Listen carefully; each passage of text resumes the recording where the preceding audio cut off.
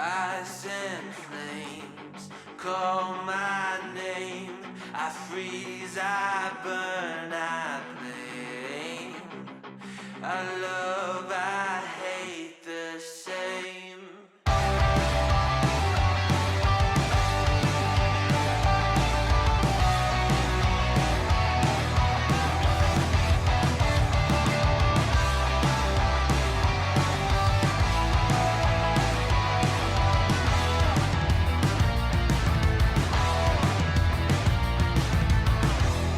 It's on my face, I cannot hide from the mistake my parents made. I'm never moving on. Not made from love, a remnant of a selfish motive. Was I needed? Do I need it to go wrong?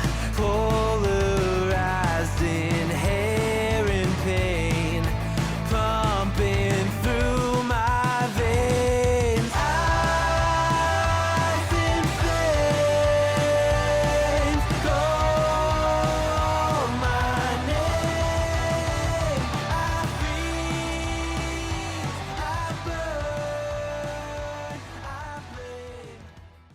All right, so I just want to start off this by saying this is the absolutely most fun build I've played since 3.13 Ritual League, where I used to play a build that was called the Fake Headhunter, where you would basically just stack some inspired learnings and you would increase the duration of your buffs of the inspired learnings, and you could just get massive amounts of buffs. You can just run around the map with a Blade Vortex and also playing Occultist with Profane Bloom and just pop everything. And this feels very similar to that build that I really so much loved and enjoyed playing back then, because this build you just run around and everything just pops on your screen and it's super fast, super easy, super fun to play. So I definitely think this is going to be one of my most played builds from now on, as long as they keep it intact in many leagues ahead, to be honest. So let's start with the gear then, shall we? We're going to start with the Death's Oath Astral Plate, which is the main item of the build.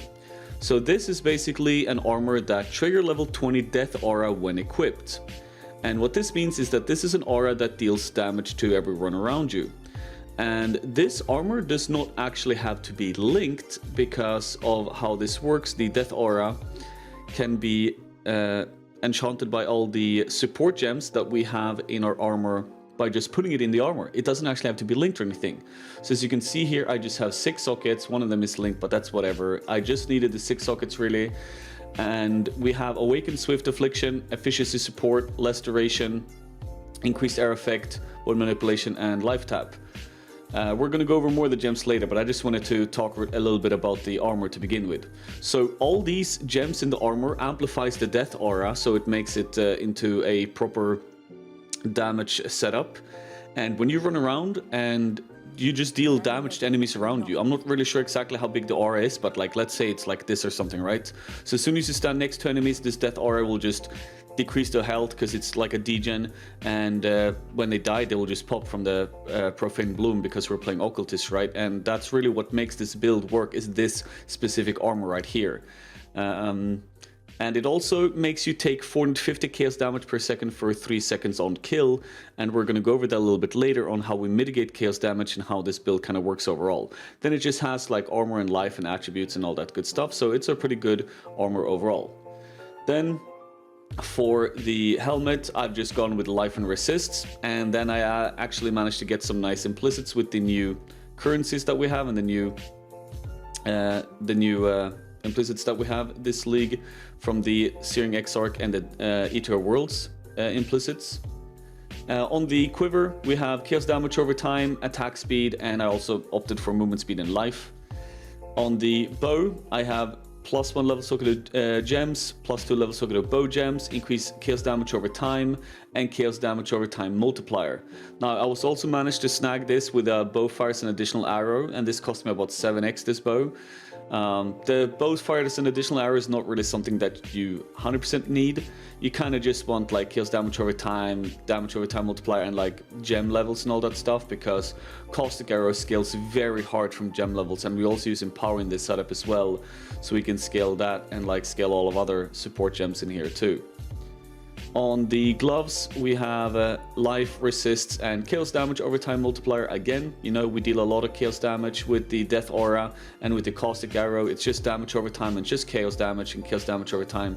So that's all the stuff that we're looking for. Boots, life, resists, movement speed. I also got some implicits here again, like action speed and avoid elemental ailments.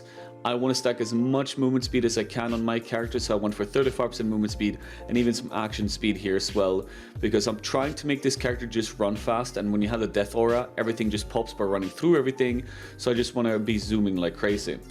Then for the amulet, we have an Impressions Onyx amulet from Elder, and it has Despair has no reservation if cast as an aura, and we are using Despair as an aura, so it doesn't cost anything, so we can have more auras and still keep up Despair for damage. Then for rings, life, resists, and stats.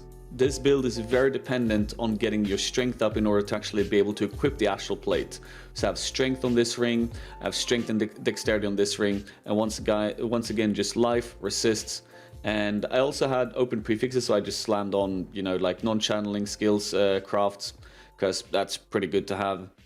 For the belt, I kind of just self-crafted this. I bought one of the essences that gave movement speed during flask effect, and I just put it on, and I was like, oh, cool, life, resists, and some movement speed, you know, like, yeah, that's fine. It's not really a good belt, but it works for me right now. Like, I don't really need anything better. My gear is kind of half-assed, like, this quiver can be better, the bow can even be better, the rings could definitely be better, the belt could be better, some of my jewelry and some of my jewels in my skill tree here as well could be better, but I mean, like, it works. Like, the build is super good anyway, and I can handle tier 16s juiced up maps with legion monoliths and doing rituals and killing the map boss and everything.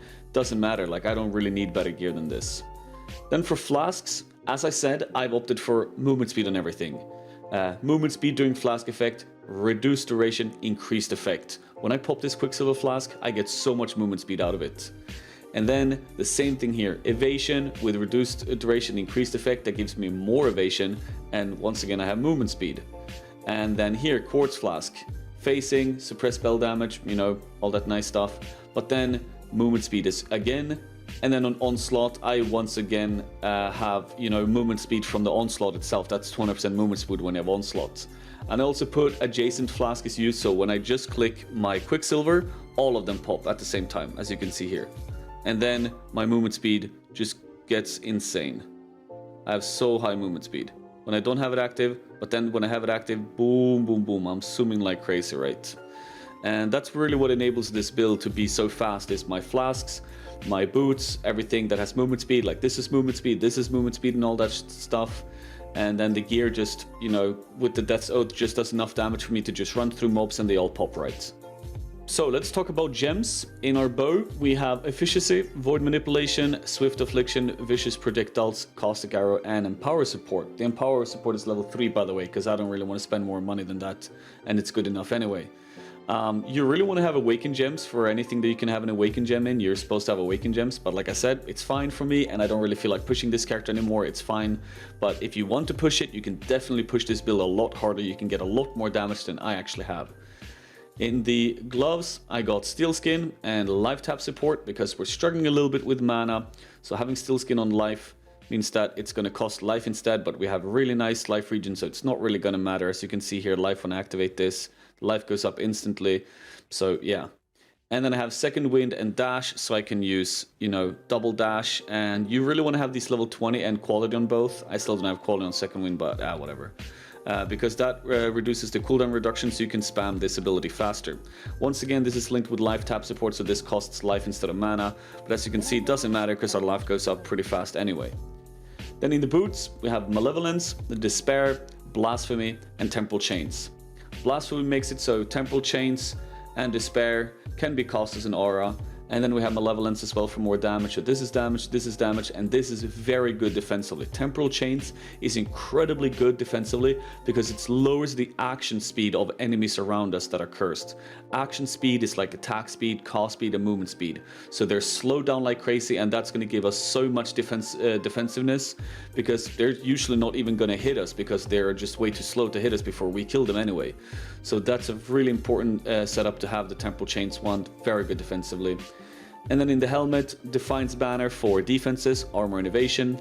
Summon Stone Golem and minion life. I have the Stone Golem for more life regen as well.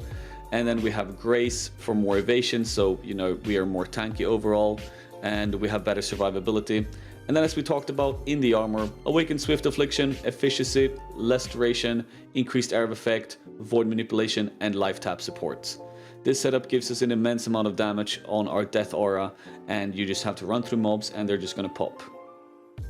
Now, let's talk about the skill tree a little bit. I'm not really gonna go over everything, I'm just gonna kind of show you how it looks like. And it looks basically like this. And one thing I'm gonna say is that you can run this build with another cluster jewel here, and you can optimize your skill tree quite a bit in order to actually go for 2 cluster jewels, and you can skip this section of the tree here.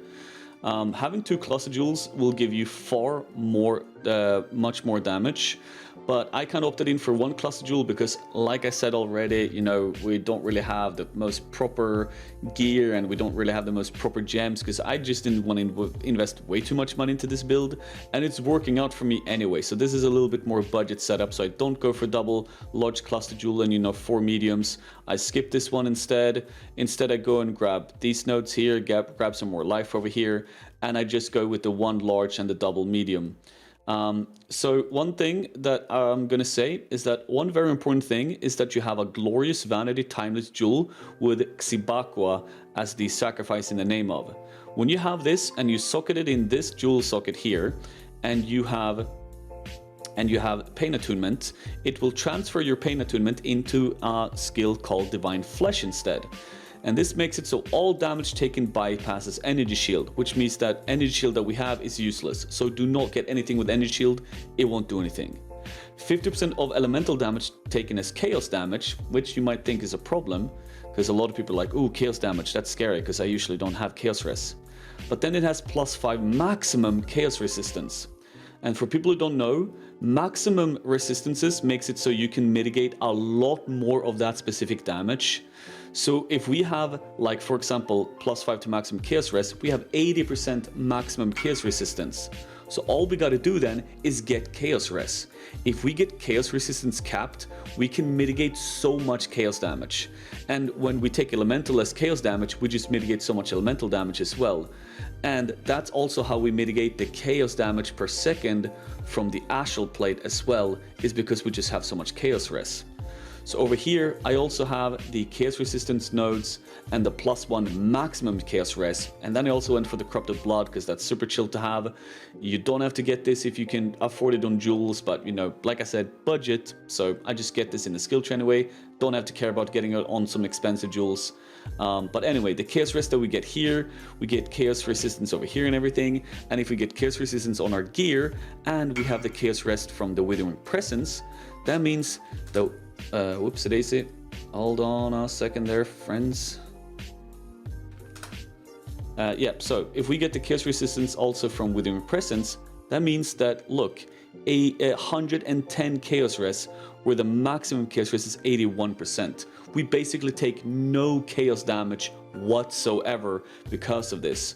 And Divine Flesh helps this out so much for us to mitigate so much of the damage that we take in general from Elemental and just Chaos damage as well. So that's basically it. On jewels, we have stuff like life, damage over time, area effect, area damage, blah, blah, blah, you know, stuff like that. I haven't even put a jewel in here yet because I'm lazy, and if I get more levels I can get another jewel socket here and I can get more damage and stuff like that. But yeah, like I said, I'm lazy and I'm just having fun with this build right now. The main thing that I want to talk about though is the fact that I'm using 1 inspired learning on this build. Inspired Learning is a really fun jewel where every time you kill a rare monster, you gain one of its modifiers. This is like a bad headhunter. With a headhunter, you gain all its modifiers. With Inspired Learning, you only gain one of its modifiers. So if I kill a rare mob, he has haste. I kill him, I grab his haste, I gain movement speed and attack speed and cost speed, so I'm faster. And you can gain like a bunch of different buffs from killing a bunch of different rare monsters. And with this build, when you're zooming so fast with the movement speed and everything just pops anyway, like you can gain a lot of modifiers from just killing everything in the map super fast, and you can grow super strong, super fast, and you can zoom even harder than what we're already doing.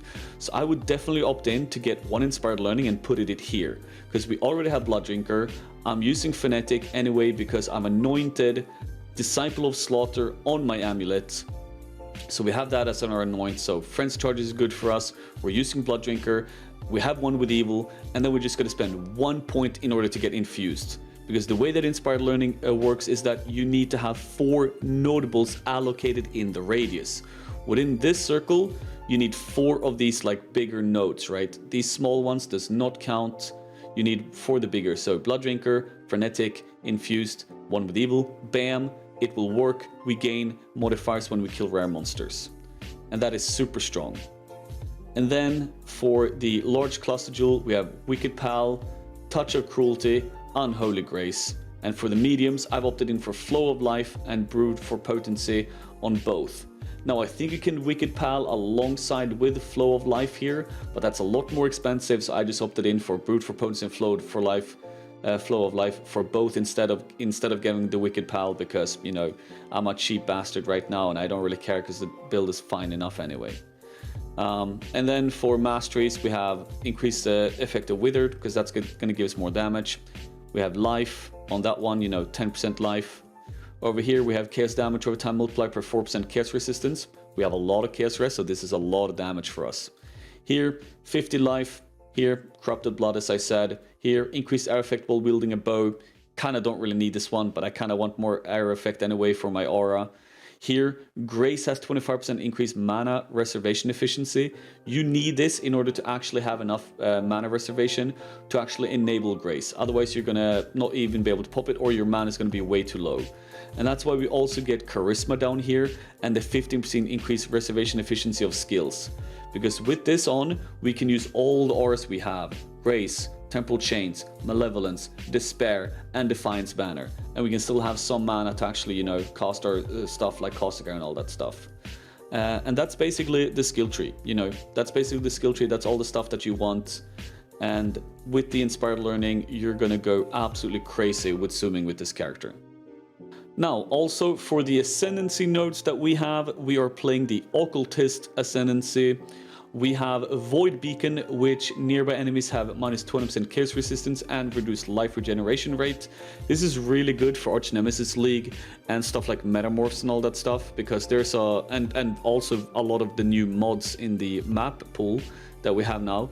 A lot of enemies can have a lot of life regeneration rate, and a lot of people are complaining about this, that they can't kill certain enemies or bosses because they just regen HP way too fast, and having this really helps out for their life regeneration rate, so they don't regen super fast and you can just actually kill certain enemies, right? And the minus 20 chaos res is very good for our damage. Then we have Withering Presence, which gives us chaos res, chaos damage, and inflicts withered on nearby enemies. And Withered applies 6% increased chaos damage taken and can be afflicted up to 15 times. So the more Withered on the enemy, the more damage we do, and we inflict Withered on nearby enemies every single second. So if we just stand nearby enemies, they're going to get Withered, and we're going to keep taking more damage on them, you know, dealing a lot of damage eventually. And then the Chaos Rest just helps us a lot as well, because we need, you know, max Chaos Rest, or like all the chaos rest we can get on this build. And also nearby hindered enemies deal 15% reduced damage over time, which is kind of nice, you know, it's whatever.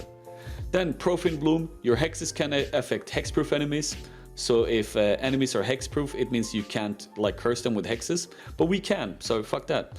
And then also we have cursed enemies you or your minions kill have a 40% chance to explode, dealing a quarter of their maximum life as chaos damage. And this is what makes enemies pop. This is what you call like the Profane Bloom pop, right? You walk up to enemies, your death aura is gonna degen them down. When they die, they're gonna pop and everything is just gonna explode. Boop, boop, boop, boop, boop, boop, bum. You know, super fucking fun, super cool skill to use, and that's why a lot of people play Occultist, is because of this specific node. And then we also have Malediction. You can apply an additional curse, increase the effect of your curses, and enemies you curse have Malediction. And enemies with Malediction deal 10% reduced damage, so we are more tankier, and they take 10% increased damage, so we deal more damage. And that's why we have all these auras and like multiple curses here as well, is because we have Malediction and Profane Bloom, so we curse like crazy, we deal damage like crazy because of that, and with Temple Chains we're very defensively, and Grace and all that stuff, and Defiance Banner, we can actually survive in tier 16 maps. I've died a couple of times in this character, but still, I don't really die that often, and I'm already up to level 94, just blasting through tier 16 maps, having the time of my life. Now, let's go over some minor things about the build as well. One thing I want to talk about really quickly is Pantheons. Soul of the Brine King is one that I've opted in for because you get stunned sometimes, but if you do get stunned, you don't get stunned again in, like for another 2 seconds. And I have captured Peruna the Challenger here in order to be freeze immune. Cannot be frozen. This is very big because I did not feel like running like any form of like freeze immunity on my flasks. I just want to be freeze immune all the time. So I went for Soul of the Brine King, capture Peruna, and then I have freeze immunity. And then for your minor Pantheon, you can kind of get whatever you want. Right now I just have Solar Rislata. I don't really know why, because it's not really the best one for me. So yeah, you can kind of just get whatever you feel like here. Anything that you feel like is good for you, just go grab it, right? It doesn't really matter too much. It's this one specifically, cannot be frozen, that I've opted in for because I really, really like that freeze immunity. And then one other thing I want to talk about is the Atlas skill tree. Now the Atlas skill tree is something that everyone has to decide for themselves, kind of what stuff they want. You know, you kind of run whatever content you enjoy. And you know, if you want to do Einar, you do Einar. If you want to do Breach and everything like that, do Breach. One thing I'm going to say though, is that one thing that I realized about this build that makes it like, enables it so much stronger with like mapping and all that stuff, is shrines.